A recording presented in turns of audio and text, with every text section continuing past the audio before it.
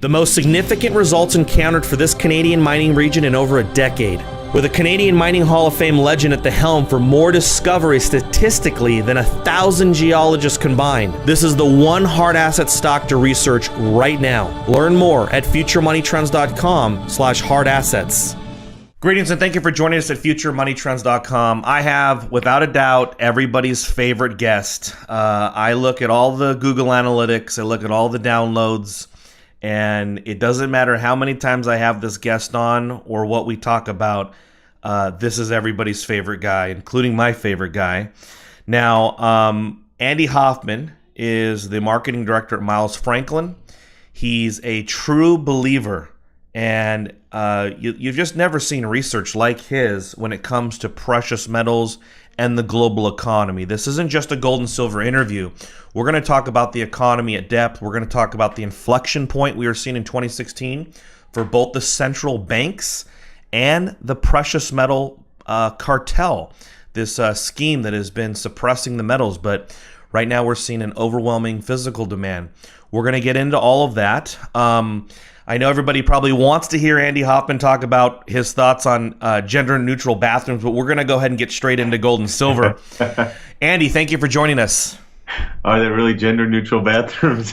It's a big debate, I guess, on social networking sites in the news. But also, before I start, everybody, please, May 20th in Houston, and there will also be a webinar at the same time that you can see live. But May 20th, I will be in Houston. Andy will be in Houston.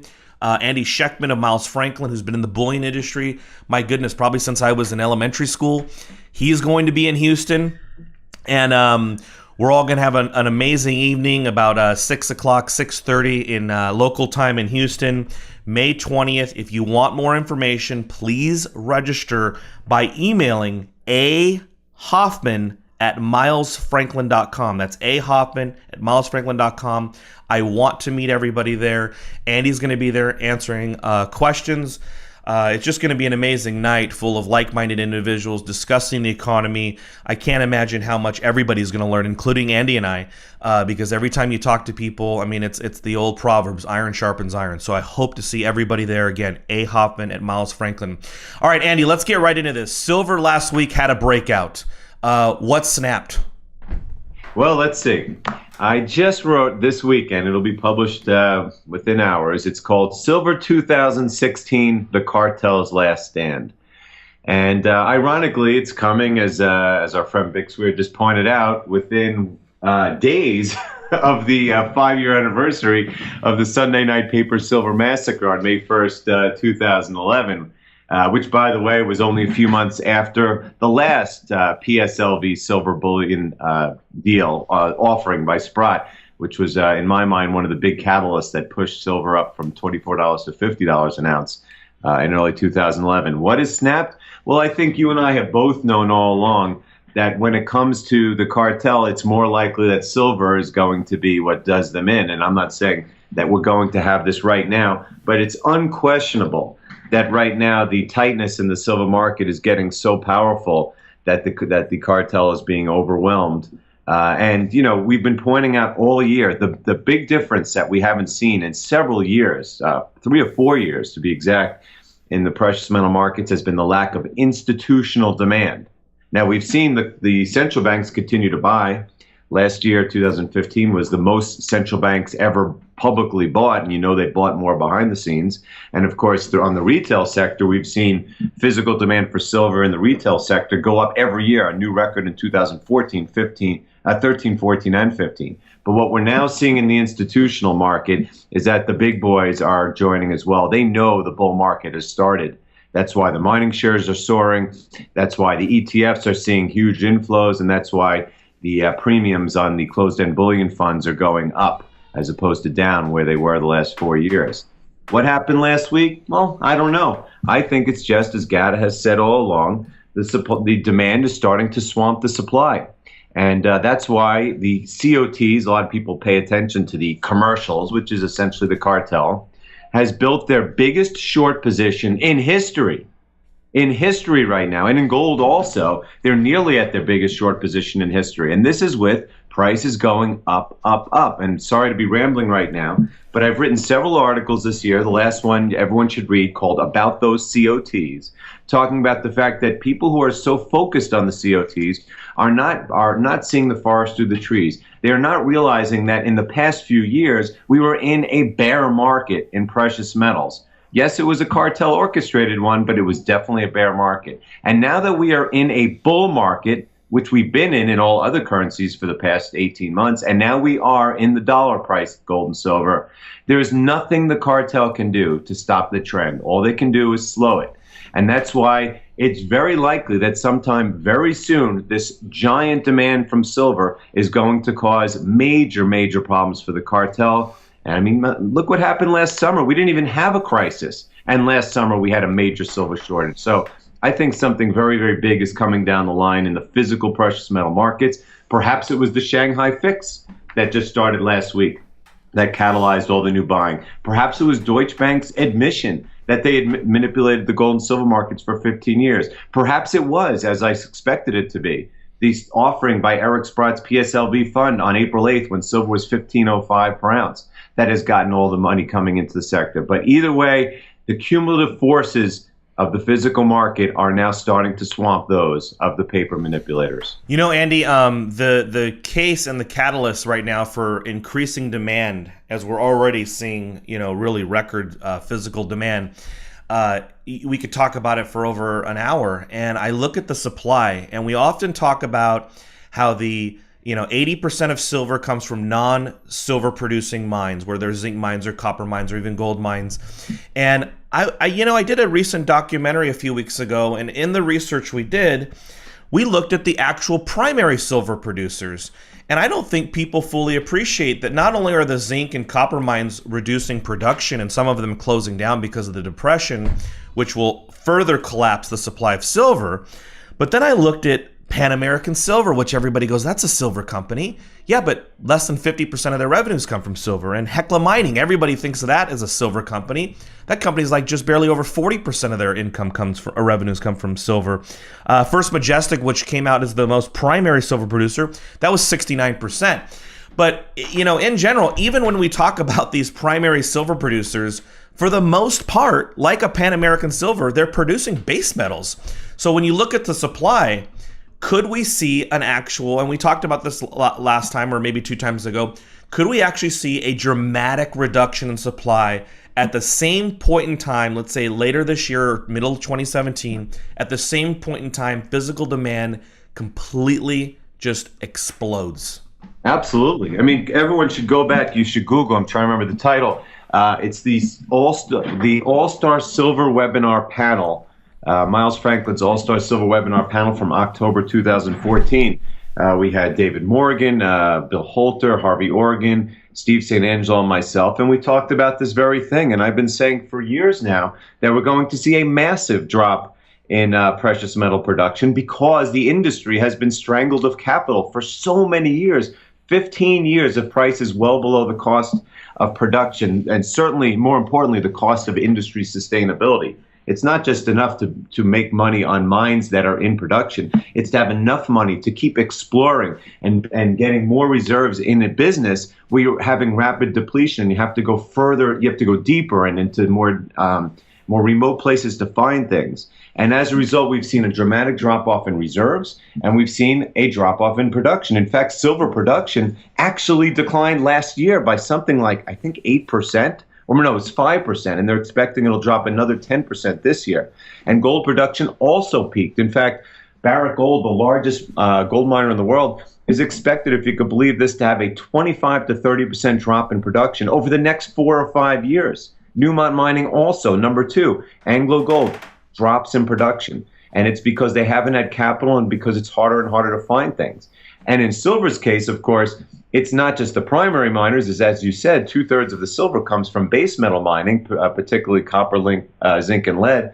So you're going to see less production there because they are becoming uneconomic. And as soon as this dead cat bounce, which really hasn't been much of a bounce in anything except for oil, which is, by the way, still down 65% from its highs, you're going to see even more mine closures and more drops in production. So I think when the cartel in their, not just the cartel, the powers that be in deforming the economy for 15 years, as David Stockman would call it, have oversupplied everything that we don't need, such as copper, lead, and zinc, and undersupplied what we do need, which is gold and silver. So yes, I think the perfect storm of exploding demand, vanishing inventories, which is another part of the equation no one is talking about, plunging production, and of course, exploding money printing. Andy, let's talk about the cartel. Was this a major blow? I mean, there's so much manipulation in our media and in everything they do. This admission by Deutsche Bank that, yes, we have been manipulating the precious metals, and we're even going to name others in this civil lawsuit. I mean, what are your thoughts on this? I mean, this is this just like part of the collapse of the cartel? I mean, are they starting to come apart at the seams here? Even like literally, like the cartel itself is turning on itself? Yes. I mean, and it's funny you use the terms major blow, because from my vacation in Cancun 2 weeks ago, I wrote an article called "A Major Blow to the Cartel," but I was referring to the PSLV offering. Because in my mind, that offering, their IPO in October 2010, was the main catalyst of pushing silver price up to $50 an ounce, because it exposed just how tight the physical market is. And lo and behold, they did an offering April 8th that silver was $15.05 an ounce. And look at that, on April 21st, it hit $17.60. But you're talking about the Deutsche Bank. That was before the Deutsche Bank announcement. I mean, the whole world now is aware of this, that there's major manipulation. Not that, everyone seems to forget that UBS admitted to manipulating the gold market 2 years ago. But then again, we were in a bear market 2 years ago, so no one cared. But now we're in a bull market, so everyone sees this. You throw in the Shanghai fix in there. And don't forget, we go back to January 28th when we had that fraudulent silver fix. Remember that? The price was $14.40, and they fixed it at $13.85 or $13.70. And only a couple of days later, 5 of the largest miners on the London Exchange resigned their seats and stopped trading there because they knew it was rigged. And then I wrote the next day, I think the article was called "The Biggest News in Gold Market History," because I was saying, look, the miners aren't going to take this BS anymore, so they're going to have less people to fleece. And sure enough, 3 days later after that was when gold had that $60 up day, which is where the cartel has been trying to cap gold sits around $12.50 per ounce, and silver at 16, by the way, which they've now lost because now it's over $17 an ounce.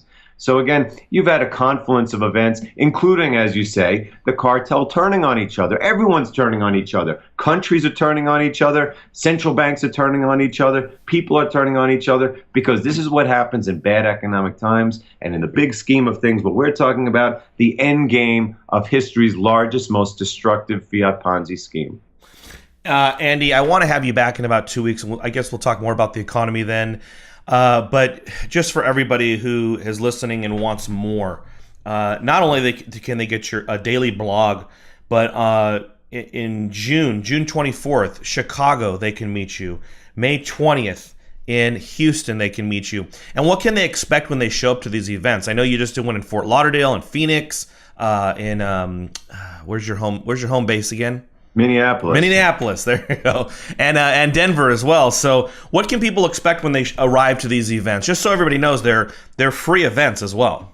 Yes, again, we've had 4 of these so far. The one we had on last Thursday in Fort Lauderdale was the biggest one yet, because we had a webinar that was with it. So 200 people attended and 500 listened to it. And that one was hosted by Kerry Lutz. The one in Houston will be hosted by you, and we're looking forward to that. Basically, myself and Andy Schectman, who's our president and co-founder, he's been doing this for 27 years. We answer questions from the audience, and in that case, also on the internet, about the markets, the economy, the gold and silver markets, and of course the retail bullion industry, which most people have not a clue about because it's one of the most opaque businesses out there, but not when Andy Schectman is talking about it. And of course, you'll be able to add in your commentary, so it'll be a lot of fun. Unlike the other ones, this one will not be webcast, so you're going to have to come. But the webcast of the Fort Lauderdale event is now up on YouTube. Great. Well, I look forward to seeing everybody there. Please email Andy at ahoffman@milesfranklin.com. We're going to have a wonderful night. And Andy, let's definitely touch base in about 2 weeks. We'd love to see if we can get more people to go, because I really want to see as many people as possible. I mean, I get to email these subscribers and chat with them over the phone occasionally, but man, there's nothing better than physically shaking somebody's hand and basically talking about the economy and precious metals with other like-minded individuals. So look forward to seeing you guys there.